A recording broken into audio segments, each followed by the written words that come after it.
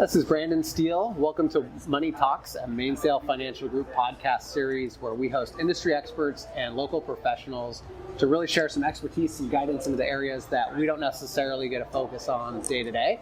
Today I want to thank Ryan Ferrie for joining us. Ryan Ferrie runs Empire Insurance Brokers located out of Everett. So we're really excited to have Ryan on here to talk a little bit about the insurance industry, talk about some areas that he's seeing as far as gaps in coverage that a lot of people have, and just kind of talk a little bit about some of the long-term care tax updates here in Washington State as well. So Ryan, thanks so much for appreciate it. Thank you. Yeah, of course. And for those watching, we're actually here in Pot in Bellevue today. So just enjoying a little coffee, maybe a donut afterwards. But I appreciate you coming out to join us. Appreciate it. Yeah, of course. So maybe to start, do you want to just share a little bit about your background, why you got in the insurance industry and where you're at today? Yeah. So I'm a Northwest guy. I was born and raised in Port Angeles, Washington. Started my collegiate career at Wazoo. You notice you're a Cougar. Cougs. I couldn't hack it at Wazoo, so I had to transfer to UW. I graduated there. It's a long story, but did eventually get a degree in history. Thought I was going to go into more of the finance side, get my MBA and things like that. And by the time I was done, I had to get out of school. I was just out of school. Toiled away in like middle management, a lot of retail middle management, things like that. And then a friend of mine said, "Hey, why don't you look at this insurance thing?" I'm like, I don't know. My business professor, they all said insurance is like a fallback career. Anyone can get a job in insurance. I'm like, I just needed a change. Became an adjuster. I eventually became a litigation specialist with Farmers Insurance. Handled all of the significant injuries, fatalities, complex liability, complex bodily injury claims out of the state of Nevada. Did that for about 18 months and became bald through that process. Made a transition over to the sales and marketing side. And about 2 years later, after doing that, I started just getting the itch to become an insurance agent. It's just more of my natural fit, more of a sales guy. And moved back to Washington State up here and opened the insurance agency in 2006. Started with no clients. I was literally the first policy I wrote. Screwed it up. Fixed it, and we're off to the races. That's where you learn the mistake. Right? You learn the place mistakes. to go, yeah. My friends and family were very, very loyal. Yeah, and you've come a long way in those, 15 years, 16 years. It's been really good. Yeah, good. Well, maybe to start, can you just talk about, when we were talking offline, we were talking about a lot of people this year saw some increases in their premiums. Yeah. And I know that it was, there were supposed to be some decreases as well, but it seems like that was generally the consensus. Can you talk a little bit about that? To kind of go back to the beginning of the turmoil there, COVID obviously changed the way every single industry does business. There's no way around it. It completely changed everything overnight. The insurance commissioner, Mike Kreidler here at Washington State, he's been there since 2000. He's been an opponent of credit-based insurance since day one. We were at an industry meeting, the PIA meeting here a few years ago, and he was the keynote speaker, and he literally got up there and said, "I don't like big data, I don't understand it, I don't want to use it, it's discriminatory." It was a very heated conversation with 300 insurance professionals in the building. So he made it out alive, he got out the door, and he was a man of his word. He got rid of it. He did an executive order that said that they used part of Inslee's executive emergency powers act, sorry about that, and withdrew insurance. So no longer could any insurance carrier use a credit-based scoring model for home or auto, any personal lines insurance. So the theory being that it was discriminatory against certain segments of the population. The problem was it became discriminatory to the people that were historically the better insurers, only because of their claims, low claims frequency, their bill paying history, their longevity of an address, various things like that. It's kind of a misnomer that credit is like your FICO score, kind of an insurance company. It's not really that at all. Credit is just kind of like the catch-all word that people use, but it's really kind of your insurance score, and credit is a component of that, similar to let's think like Experian Boost now. They're tracking your rent payments now. They're tracking your credit card payments. Every single thing you do, whether it's building your FICO up or down, has an impact on how the insurance industry sees your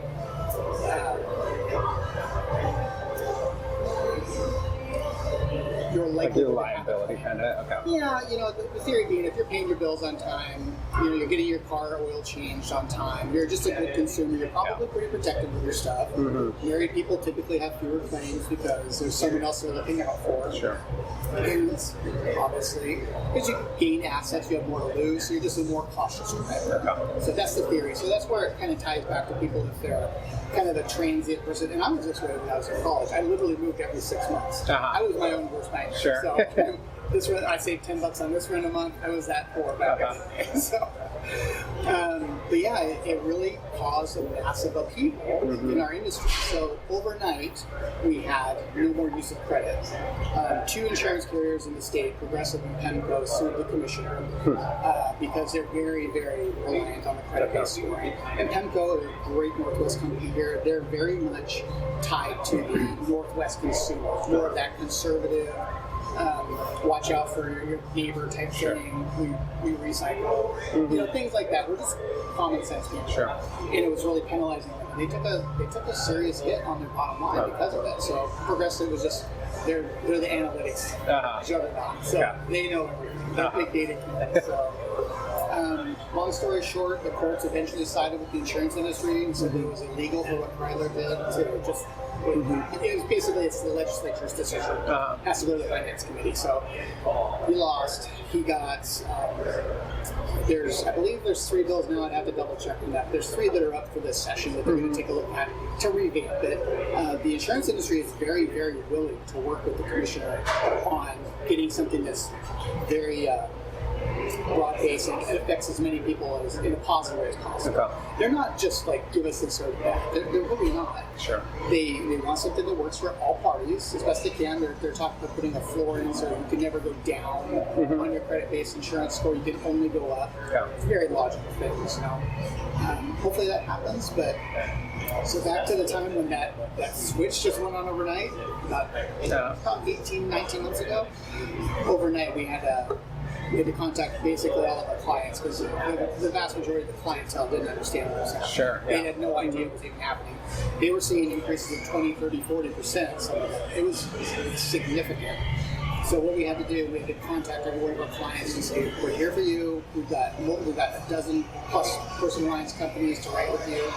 So we were moving people from Safeco to Nationwide, to Progressive, to PEMCO, to Travelers. It was a lot of chaos. It was chaos. Chaos is a very good word.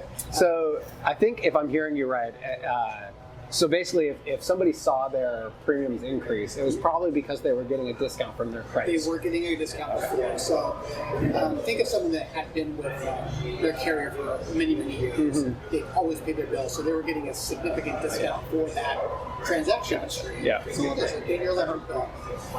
It wasn't there overnight. So. And it disenfranchised a lot of our clients. A lot of them are seniors on fixed income, things like that. Very hardworking blue-collar families, dual income. It was a struggle for some people. And then on top of it, we're dealing with the pandemic.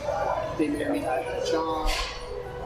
It's been a challenging 2.5 years. Well, it sounds like at least they're trying to figure out some way. They are. I think at the end of the day, they're going to get it right. At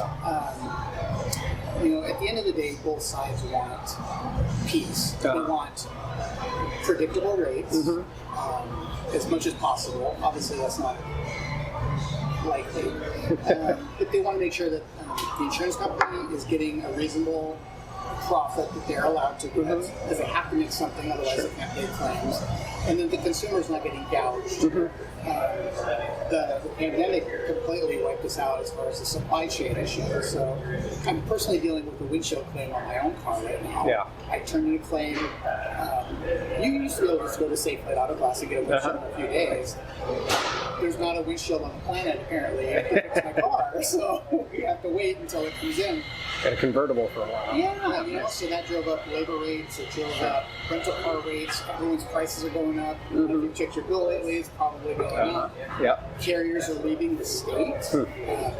We've gone from a very soft, competitive market to a very hard market in a very short amount of time. Okay.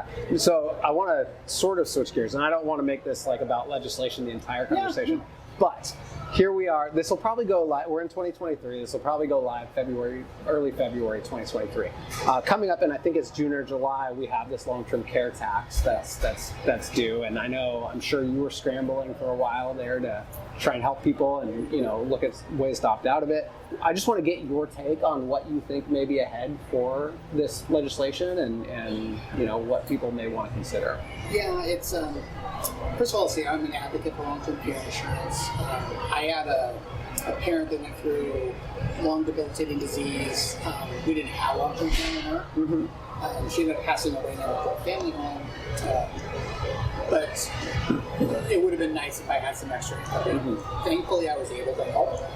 Not everyone can do that. Sure. I personally have long-term care insurance on myself. Going back to when that law first went in, back in 2019, 2018, with the deadline of 2019, I believe, something like that. It was a while ago. Yeah, it's been a while.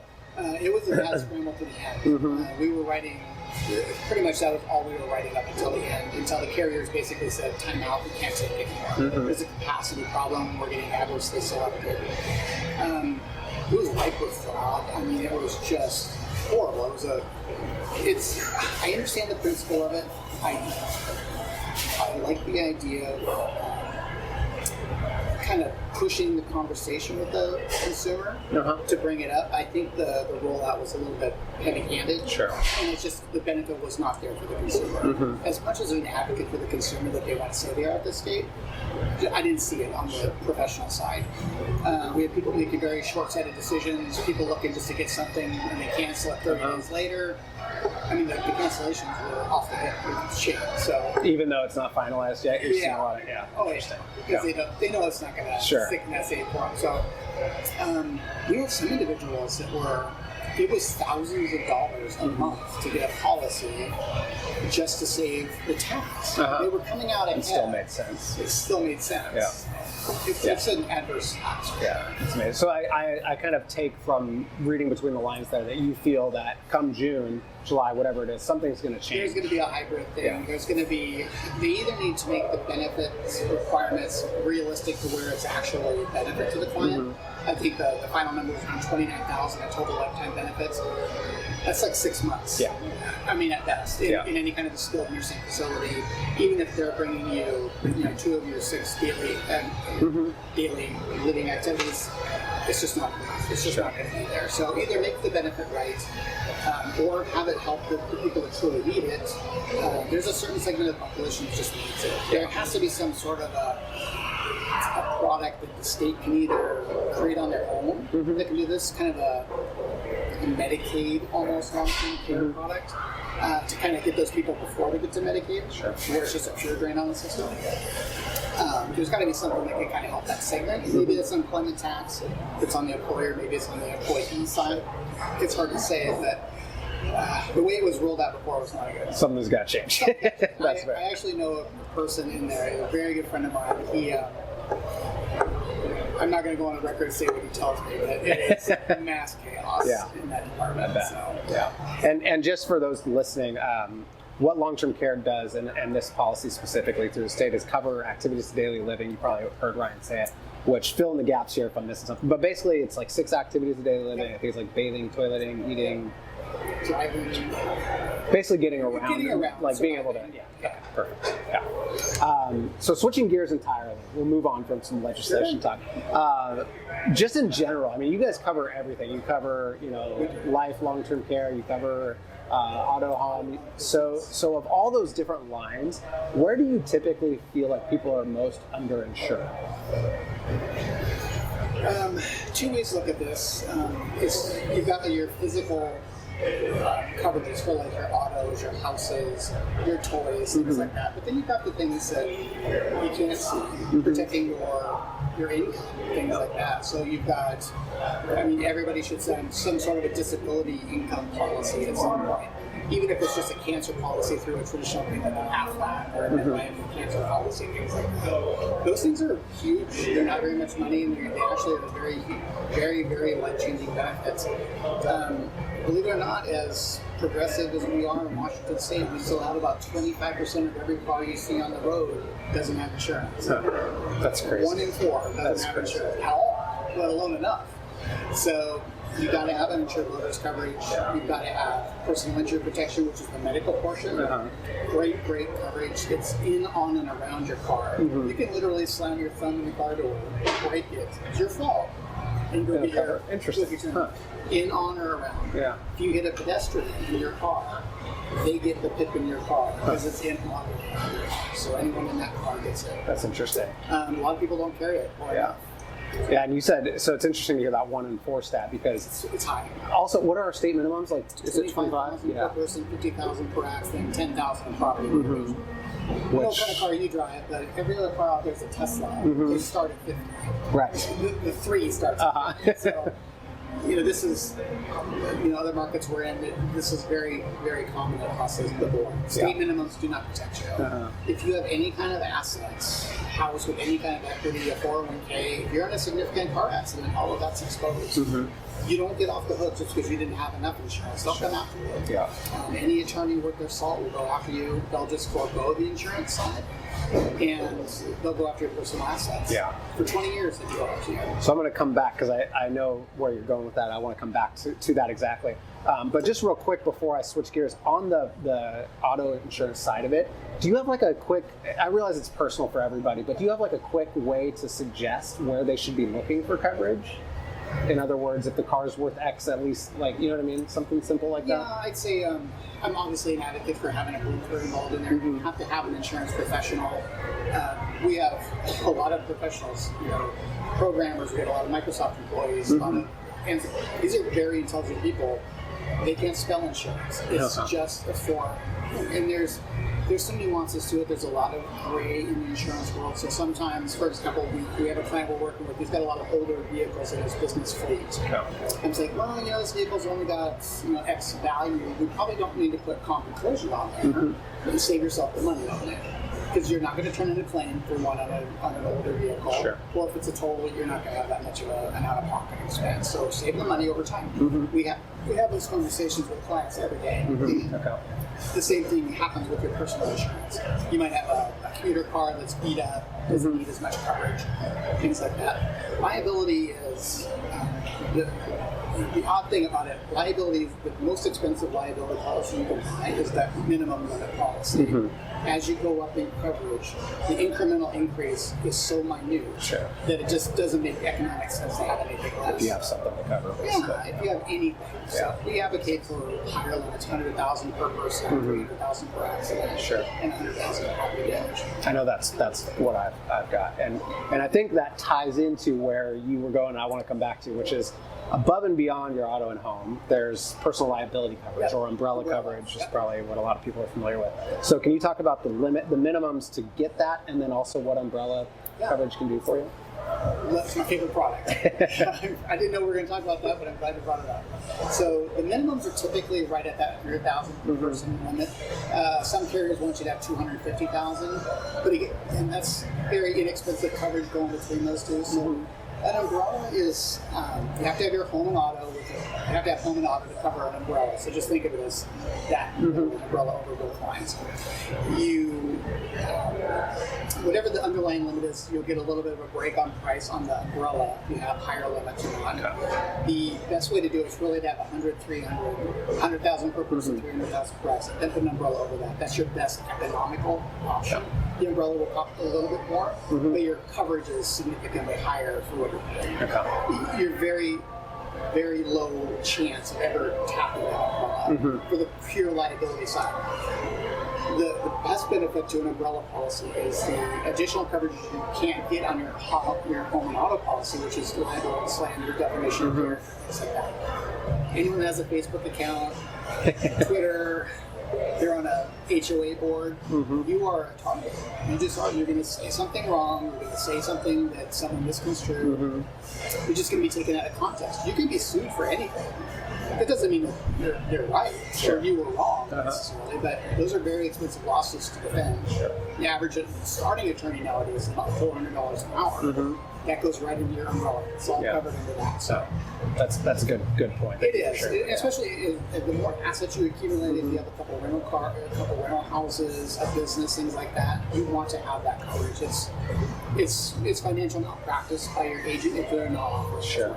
Yeah. So let's go down that path a little bit. So especially, a lot of our clients may have like a rental property. They've got some 401k assets, some investable assets, that kind of thing. So they do have some net worth to protect. Especially maybe on the property side of it. Like obviously an umbrella can be a way to help with that.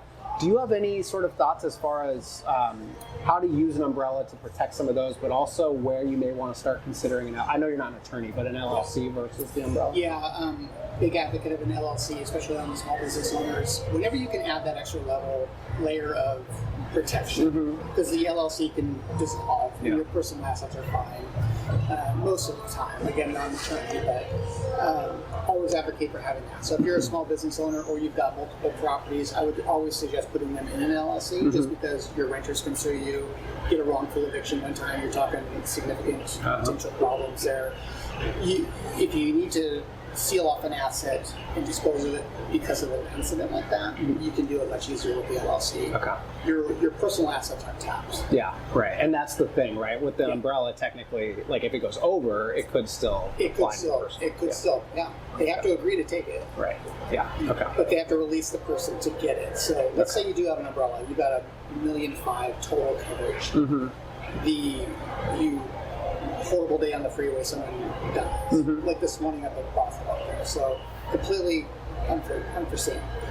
It's a $3 million claim, let's say. There's a $1.5 million available. The claimant still has to release the driver for the $1.5 to get it. So there's still protection. So they can't come after you for the other $1 million. Okay. But if they find out you've got $3 million in assets, they might forego that $1.5 million from the insurance company and go after you directly. Oh, interesting. Okay. So basically, if the situation is that you have enough assets outside of it, they're going to go. That's where it could be. Okay, that makes sense. Can't get away. Yeah. Okay, that's really helpful. That's some of the. Honestly, that's one of our biggest pros in our brokerage firm is that I was a claims specialist in there, and I've seen the nastiest you've ever seen. I've seen complex trucking accidents and things like that. It's just nice having someone that's seen that and can kind of talk you through what to expect, prep you for some of the things that you're going to have to be exposed to or start thinking about. Sure. It's definitely helped us a lot. Okay. And claims adjusters are the only people that actually read their policies. So that's where it comes into play. Yeah.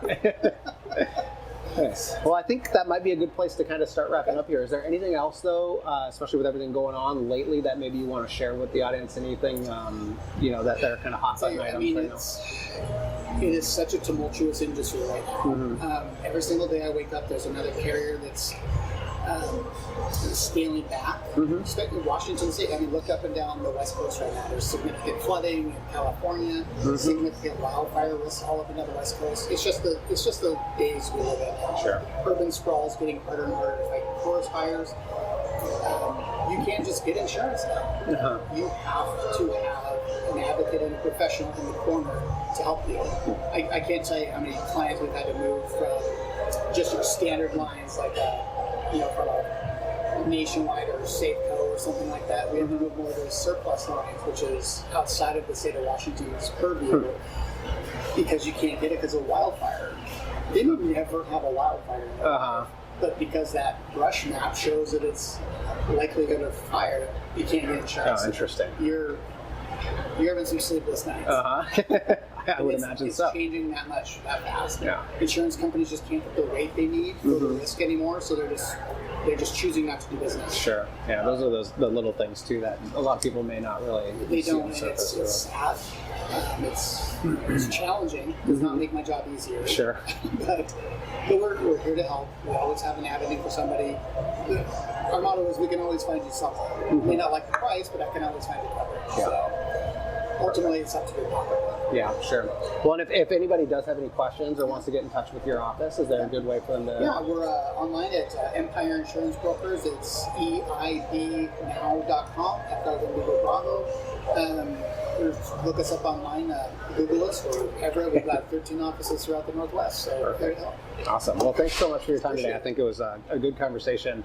a little bit of everything, which I think A is little bit. We can talk for days. Yeah, sure. Yeah, thanks so much, Ryan, for joining us today. And thank you guys all for joining us. If you have any questions for us, you can reach out directly, info@mainsailfg.com.